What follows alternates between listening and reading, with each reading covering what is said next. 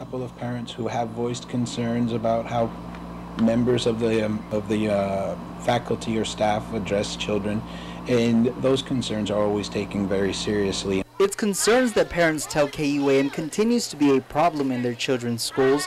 DOE school aides allegedly making aggressive remarks towards students from the elementary level on up. Robert Millay is the current DOE Deputy Superintendent for Educational Support and Community Learning.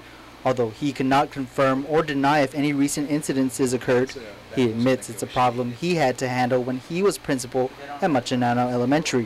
What was the problem?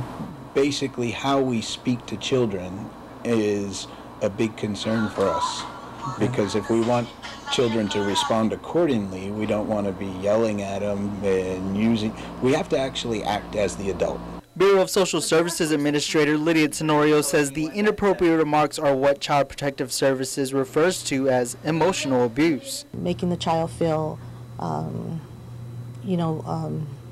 confident about themselves, and just a lot of put-downs. And usually that involves a lot of criticizing to the child and just not being real appropriate. When we become angry, we kind of have to take a step back and just don't say things that we're going to regret. Tenorio confirms there have been referrals from the Guam Police Department about suspected abuse in the public schools. I think that what's happening with the aides, and I think what I'm hearing is that the aides in the schools, because of the high demand and that there's not enough aides to meet the ratio of the students, that they just go in there and they don't get the proper training. It could be an employee who's not having a good day, and there are circumstances outside of the school that have been brought into the school, and instead of handling it professionally and with courtesy and respect toward the child, they might make off-the-cuff comments that are just not very conducive to a learning environment.